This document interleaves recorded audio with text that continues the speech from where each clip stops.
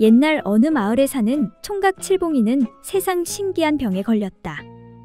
도끼질을 하다 번쩍 든 한쪽 팔이 내려가지 않는 것이었다.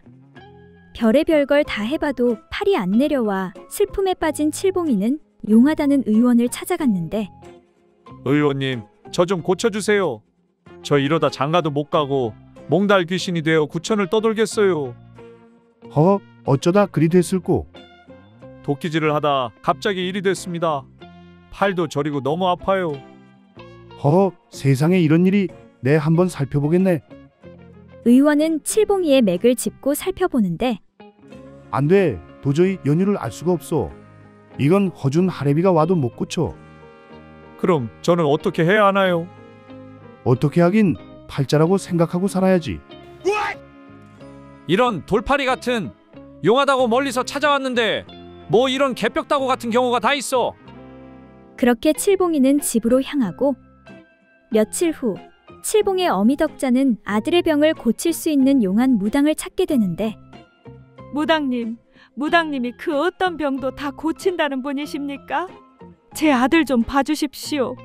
한쪽 팔이 올라가 내려오질 않는답니다. 얼굴도 멀쩡하고 일도 잘하는데 장가도 못 가게 생겼습니다. 그야 식은 죽 먹기 아니겠소. 내 방으로 같이 들어가서 고쳐주겠소. 칠봉이는 무당을 따라 방으로 들어가는데, 그래, 나를 믿고 따라올 수 있겠느냐? 그럼요. 고쳐만 주신다면 이 은혜 잊지 않겠습니다. 그래, 그럼 가만히 있어. 내가 바로 고쳐줄 테니. 가만히만 있으면 되는 건지요? 그렇고 말고 꼼짝 말고 가만히 있어. 움직이면 안 돼. 네, 알겠습니다. 무당님. 고추야 뭐하니? 나랑 놀자. 방울아 뭐하니? 나랑 놀자. 오이야 뭐하니? 나랑 놀자. 고구마야 뭐하니? 나랑 놀자. 그렇게 의식이 끝난 후, 아니 무당님, 이게 어떻게 된 것입니까? 병이 낫기는커녕 두 팔이 다 올라가 버렸지 않습니까? 이런, 그럴 리가 없는데 이상하네. 이제 우리 아들은 어떻게 합니까? 도로 한 팔이라도 내려주십시오. 그때 무당의 스승이 나오는데, 이런 어리석은 것, 넌 아직도 수련이 부족하구나. 내가 할 테니 잘 보고 배우도록 하여라. 이복의 청년, 나를 따라 방으로 들어오너라. 그런데 그 말이 떨어지기가 무섭게 칠봉이의 팔이 원래대로 돌아오는 것이 아닌가? 역시 스승님이십니다. 말 한마디로 고치시다니. 그 후 칠봉이의 팔은 두 번 다시 올라가지 않았다고 한다.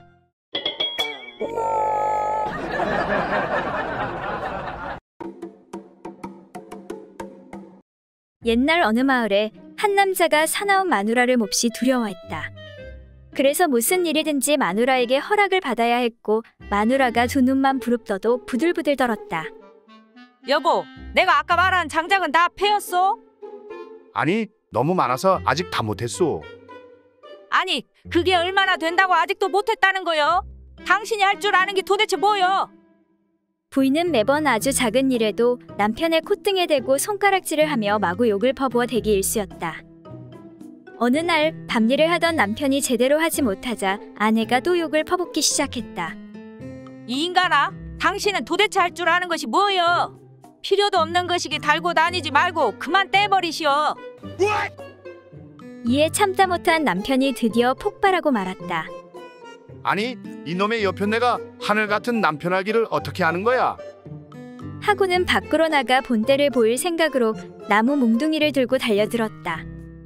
그래, 오늘 너 죽고 나 죽자. 이 나쁜 여편네야. 그러자 마누라가 즐겁을 하며 달아나기 시작했다. 남편은 뒤쫓아가면서 소리를 마구 질러댔다. 이놈의 여편네야, 어디 한번 잡히기만 해봐라. 아주 다리 몽둥이를 그냥... 이때 느닷없이 도망가던 마누라가 획 돌아서더니 옆구리에 손을 얹고 눈을 부릅뜨며 말했다. 그래, 당신은 어쩔 셈이야? 설마 그 몽둥이로 나를 때리기라도 하겠다는 것이요? 라고 하며 분노가 절정에 다다른 아내가 무섭게 남편을 노려보았다. 이에 정신이 돌아온 남편은 즐겁한 나머지 꿇어앉아 몽둥이를 잭강 마누라에게 넘겨주며 말했다. 여보, 내가 잘못했소. 내가 정신이 약간 나간 것 같소. 그러니 그 몽둥이로 날 때려주시오.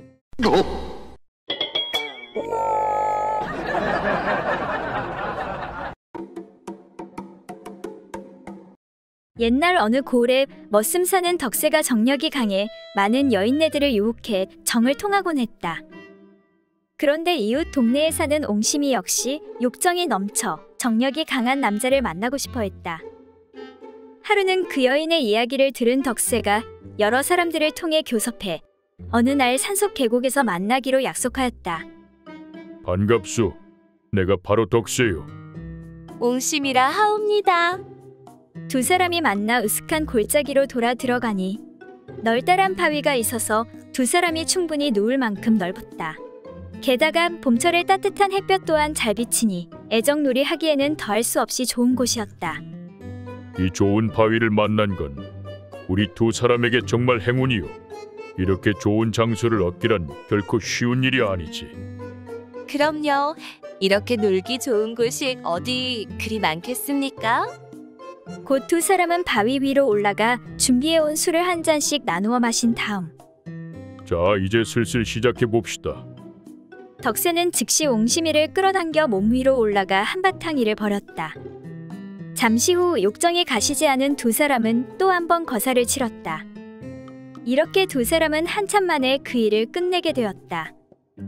그런데 두 번의 작업이 끝나니 두 사람 모두 사타구니 사이가 질펀하여 마치 흙탕물을 가져다 부어놓은 것 같았다. 덕세가 여인의 옆에 누워 말했다. 우리들의 그곳이 질펀하여 다 마르려면 시간이 걸릴 것 같구려. 그러니 이대로 반드시 누워 다리를 벌리고 젖은 부분을 햇볕에 말리도록 합시다. 그 다음에 마지막으로 한 번 더 재미있는 결합을 한 후에 집에 가는 것이 좋지 않겠소? 예, 저도 원하는 바입니다. 그렇게 하도록 하시지요. 이렇게 하여 두 사람은 나란히 누운 채 두 다리를 최대한 벌려서 젖은 사타구니 사이를 햇볕에 내놓고 말렸다. 그런데 여인은 별로 재미가 없어 아래가 촉촉한 상태에서 한 번 더 몸을 맞대고 싶었다. 이보시오. 내 것은 벌써 다 마른 것 같은데 어서 한 번 더 하고 가도록 합시다. 그러나 덕세는 너무 힘을 쏟았기에 좀 더 푹 쉬고 싶었다. 기다리시오. 내 것은 아직 좀 더 말려야 한단 말이오. 그러자 여인은 슬그머니 화가 나서 물었다. 아니, 내 것은 깊숙한데도 다 말랐는데 당신 것은 툭 튀어나왔으면서도 아직도 덜 말랐다는 것은 무슨 까닭이요? 이에 덕세가 말했다. 아, 그것은 다 이유가 있소이다. 당신 것은 쪼개져 있어 빨리 마르지만 내 것은 통째로 말리니 더 오래 걸리는 것이 아니오.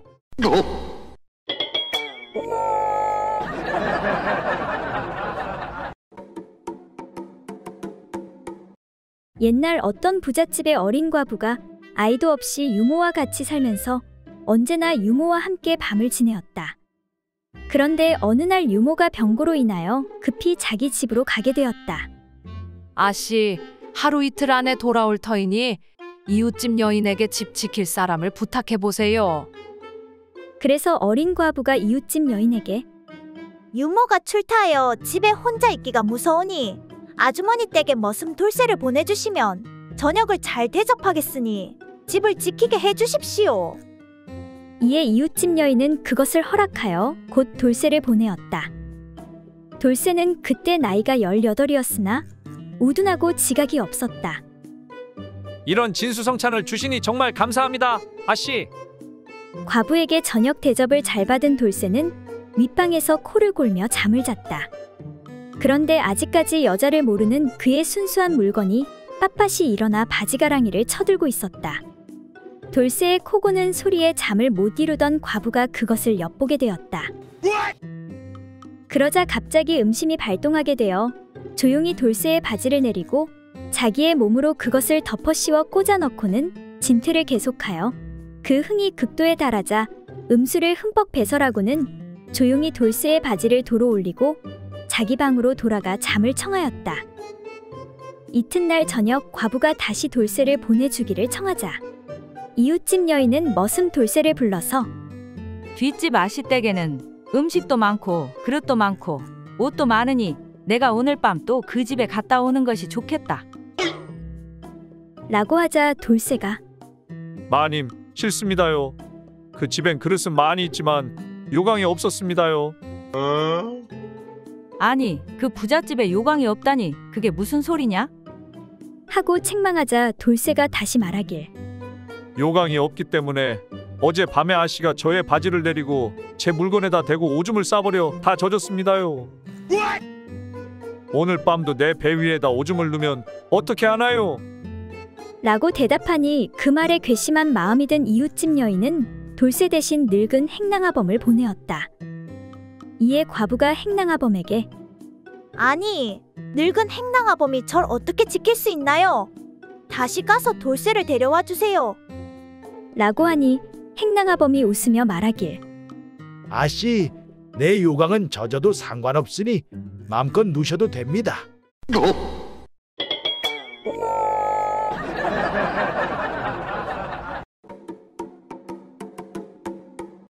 옛날 어느 마을에 30살이 넘도록 여자를 만나보지 못한 한 사내가 어느 의원을 찾아왔다. 어서 오시오. 어떻게 오셨어?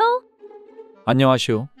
내 소문을 듣고 멀리서 왔는데 의원님 안 계시오? 조금 전에 왕진 갔는데 무슨 일로 그러시오? 나한테 말해보시구려. 그러니까 부끄럽지만 내 나이 30이 넘도록 여인을 만나본 적이 없는데 내 듣기로는 여기 의원에 그 피우기만 하면 향기로 여인을 바로 꼬실 수가 있다는 그 신비한 향초가 여기에 판다는 게 맞소? 맞소. 잘 찾아오셨소이다. 그렇지 않아도 마침 딱 한 개 남았다오. 정말 다행이구려. 한 개에 얼마나 하오? 30냥이요. 아니 무슨 향초 하나가 그리 비싸단 말이오?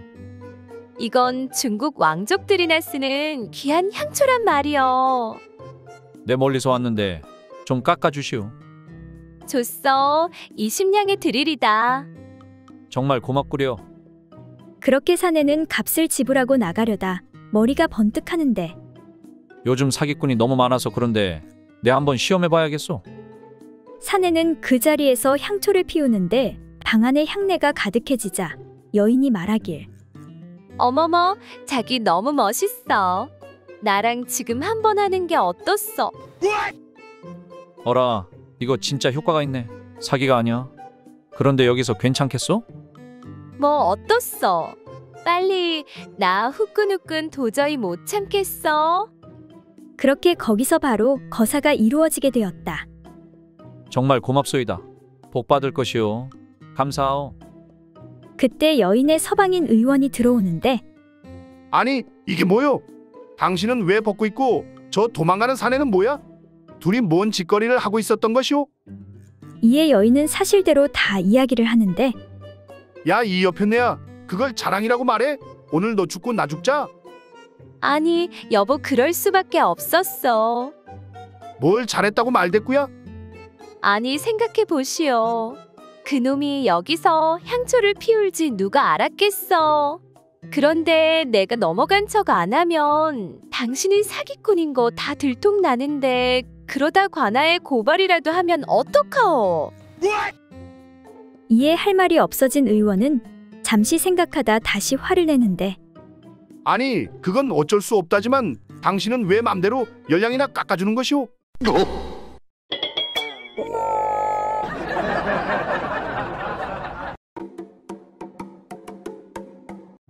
옛날 어느 마을에 가난한 양반 갑수는 오늘도 마누라에게 잔소리를 듣는데 여보, 살 다 떨어졌어.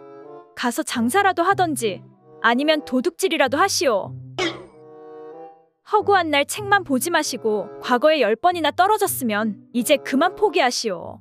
양반이 밥 먹여주는 것도 아니고 아이고 내 팔자야. 그러던 어느 날 갑수는 오랜만에 친구 만기리를 만나 한잔하는데 내 매번 자네에게 얻어먹어 미안하이. 친구끼리 미안할 게 뭐 있나? 여유되는 놈이 사면 그만이지. 근데 갑수 자네 얼굴이 왜 그리 어두워 보이는 겐가? 왜긴 왜요? 집에 있는 멧돼지 때문이지. 재수씨가 왜 그리 순하디 순한 여인이? 순하긴 그건 10년도 더 된 신혼 때나 그랬지. 그땐 그냥 막 내가 원하는 대로 누우라면 눕고 엎드리라면 엎드렸는데 지금은 그냥 한 마리의 사나운 야생 멧돼지라네. 나 무서워 죽겠네. 그나저나 자네 재수씨는 그렇게 자네한테 순종한다며. 집에 오면 발도 씻겨주고 밤새 봉사해주고 비결이 도대체 뭔가? 우리 마누라도 처음부터 그러진 않았지. 그러니까 그거 말하자면 좀 복잡하긴 한데 내 친구 중에 창식이라고 있거든. 그놈에게 어찌 다리 건너 겨우겨우 의원 한 명 소개받았다네. 그런데 그 양반이 그 무엇이냐 궁중 어휘까지 지낸 양반이라 한번 질려보려면 몇 달은 기다려야 한다고. 그래서 창식이한테 부탁해서 어렵게 겨우 만났지. 그런데 꼭 마누라랑 같이 오라고 해서 같이 갔거든. 그랬더니 그 의원이 내 마누라에게 부인이 자꾸 바가지 긁고 말 안 들으면 남편 정력이 날이 갈수록 감퇴하고 얼마 못 살 것이라고 하니 그날 이후로 순한 강아지가 됐지 뭐야. 역시 궁중 어휘까지 지낸 의원의 말이니 믿을 수밖에 없겠군. 이봐 친구, 나도 그 창식이란 친구 좀 소개시켜주게.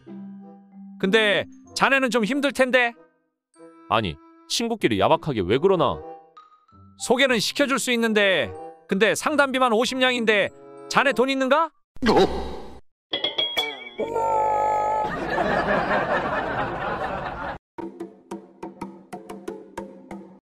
옛날 어느 마을에 노총각 선비 만식이는 오랜 친구 복태를 만나러 그의 마을로 향하고 있었다. 둘은 어려서부터 친하게 지냈고 복태가 장가를 들어 다른 마을로 떠나게 되어 못 보고 산지 오래되었는데 복태 이 친구 못 본 지가 10년이 다 되었구나. 잘 살고 있으려나. 정말 보고 싶구만. 그렇게 한참을 가는데 이게 웬일인가? 그의 친구 복태와 딱 마주치게 되는데 아니, 자네 복태 아닌가? 어라, 만식이 이게 얼마만인가? 반갑네. 반가워 이 친구야. 그런데 어디를 그리 가고 있는가? 나 말인가? 오랜만에 자네를 만나러 가고 있었지. 아니, 나를 갑자기? 내 며칠 전부터 자네가 꿈에 계속 나와서 자네가 너무 보고 싶더라고. 그래서 이렇게 서둘러 자네 집에 가고 있었는데 자네는 어딜 그렇게 바삐 가는가? 아이고, 일을 어쩌지. 나는 일이 생겨서 부모님 모신 선산에 가고 있는데 이 일을 어찌할꼬. 가는 날이 장날이라더니 어쩔 수 없지. 마침 그 마을에 내 먼 친척이 살고 있으니 거기서 며칠 머물다 다시 돌아가면 되니까 너무 마음 쓰지 말게나. 이 친구야. 어찌 내 마음이 편하겠나? 그러지 말고 내 집에 가서 며칠 머무시게. 자네 내 마누라도 잘 알지 않는가? 우리 어려서부터 다 친하게 지내지 않았는가? 그래. 자네가 옥순이랑 결혼할지 누가 알았겠나? 아무튼 자네가 왔다고 하면 아마 무척 반가워할 걸세. 자네도 없는 집에 내 뭐하러? 아니네. 아니야. 아니야. 제발 사양 말게. 그리고 내 어려운 부탁이 하나 있는데. 뭔가? 그게 말이야. 내 마누라하고도 하룻밤 행사를 치러주시게. 그리고 그냥 가지 말고 하루 이틀 옆에서 좀 다독여 주시게. 아니, 뭐라고? 이 친구가 미쳤나? 그게 무슨 말인가? 장난심한 건 예나 지금이나 똑같군. 가보면 다 알게 될 걸세. 미안하고 나중에 먼 훗날에 다시 만나세. 그렇게 복태는 서둘러 자리를 떠나버렸다. 저 친구가 글 공부를 많이 하더니 정신이 돌아버렸나? 만식이는 뭔가 이상한 생각이 들어 하는 수 없이 복태네 집으로 향했다. 계십니까? 누구십니까? 안녕하시오. 복태의 오랜벗 만식이요. 아니, 만식 오라버님, 어인일로 이 먼 곳까지. 네, 며칠 전부터 꿈에 복태가 나와 보고 싶어 견딜 수 없어 이렇게 찾아왔소. 그런데 오다가 복태와 마주쳤는데 글쎄 집에서 하루 머물다 가라고 해서 사양 못하고 이렇게 왔소. 하룻밤만 신세 좀 져도 되겠소. 아니, 그게 무슨 소립니까? 우리 서방님을요? 아니, 왜 그리 놀라는 것이오? 우리 서방님은 1년 전에 세상을 떠나셨습니다. 그런데 우리 서방님을 보셨다니. 무엇이라? 복태가 죽었다고? 그럼 어제 내가 만난 복태는 누구란 말이오? 그렇게 노총각 만식이는 며칠 머무르다 어려서부터 좋아하던 복태의 처 옥순이랑 정이 들었고 복태의 부탁대로 그녀를 돌보며 같이 살게 되었다. 한편 다른 마을 어느 한 기생집에서는 자기야, 이제 걱정 안 해도 돼. 내가 깔끔하게 다 정리했다니까. 잘했어 자기야. 선산 땅문서는 잘 챙겨왔지? 그렇게 두 친구 모두 새로운 삶을 살게 되었다고 한다.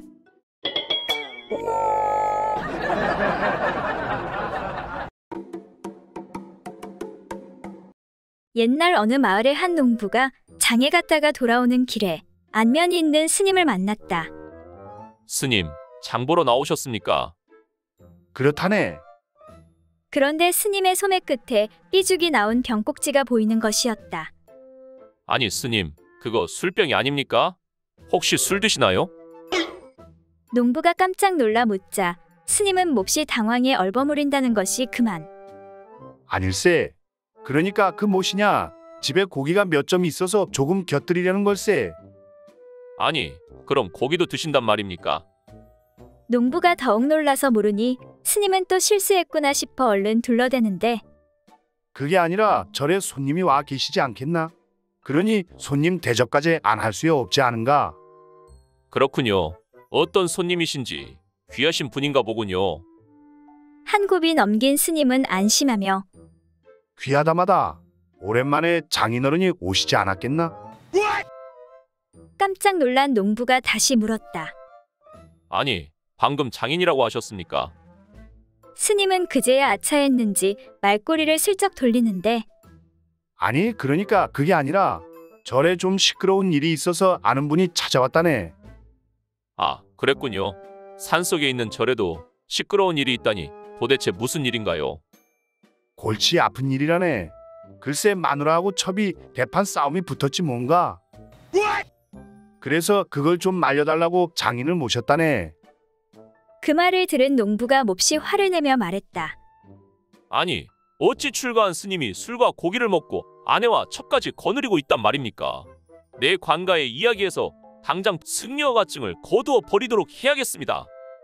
그 말을 들은 스님이 슬픈 표정으로 말했다. 그리 안 해도 된다네. 내 작년에 도둑질하다 들키어 이미 허가증을 반납했다네.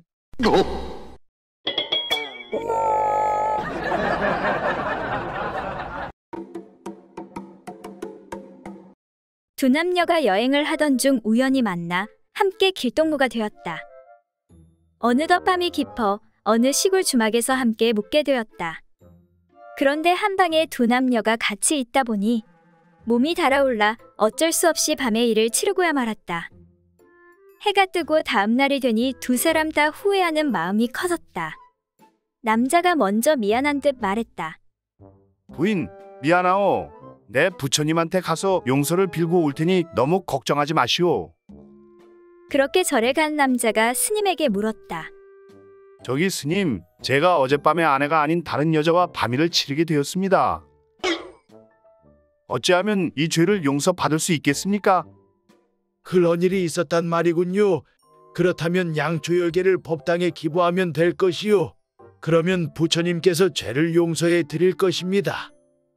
네, 그렇게 하지요. 정말 감사합니다. 잠시 후 절에 가서 용서를 빌고 온 남자가 돌아오자 여자가 물었다. 그래, 부처님께 용서를 받았나요? 부처님께서 용서해 주셨으니 이제 너무 걱정하지 마시오. 어떻게요? 스님께서 속죄하는 뜻으로 양초 10개를 법당에 기부하라고 하더이다. 그래서 어떻게 했나요? 네, 그래서 양초 50개를 기부하고 왔소. 아니, 왜 양초를 50개씩이나 기부하셨어요? 그러자 남자가 빙그레 웃으며 말했다. 그거야, 어차피 여행이 끝마치려면 며칠 밤을 더 묵어야 할 것 아니오.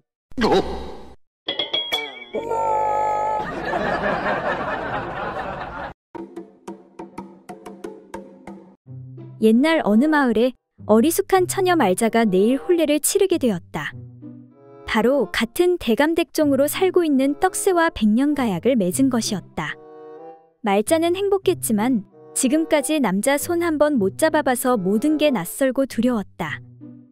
그래서 어려서부터 친자매처럼 지냈던 춘자에게 이런저런 조언들을 듣기로 하였다. 그러니까 이제 마지막으로 가장 중요한 것을 이야기하자면 남자는 말이지 자고로 그게 없으면 남자가 아닌 것이야. 바로 양다리 사이에 솔방울이 2개 있어야 해. 딸랑딸랑 솔방울 말이야. 그리고 중간에 튼튼한 가지가 하나 있어야 돼. 그게 시들시들하면 영 남자고시를 못한다니까. 잘 기억해야 돼. 솔방울 2개의 가지 하나야. 솔방울 2개의 가지 하나. 춘자의 조언을 가슴에 새겨들은 말자는 드디어 첫날 밤을 치르게 되었다. 그리고 다음 날 말자는 이른 아침부터 춘자를 찾아가는데 성님, 큰일 났어라. 큰일. 아니 글쎄, 우리 서방님이 남자가 아닌가 보. 아니 그게 무슨 소리야? 딱 봐도 건장하고 힘 좋은 사내잖아. 성님이 기억하라고 말한 거 있잖소. 솔방울 2개, 가지 하나. 그래, 그랬었지. 어제 첫날 밤을 치렀는데 부끄러워 눈을 감으려고 하다가 성님 말이 생각나. 일이 끝날 때까지 2눈 번쩍 뜨고 지켜봤어라. 아, 근데 우리 서방님 다리 사이에 솔방울 2개랑 대추 1개가 있지 못이요. 그러더니 좀 있다가 솔방울 2개에 무한개가 되더니 또 좀 있다가 다시 솔방울 2개에 대추 1개가 돼버렸소. 성님, 우리 서방이 무슨 큰 병이 있는 것 같은데 어찌하면 좋겠소? 이에 춘자가 웃으며 걱정 붙들어매. 내가 말을 안 했는데 원래 커졌다 작아졌다 하는 거야. 그나저나 가지가 아니라 무우라니 부럽다 부러워 동생. 이에 말자가 걱정스런 얼굴로 다시 말하는데 성님, 그게 다가 아니어라. 아 글씨 나한테다 오줌까지 싸버렸소.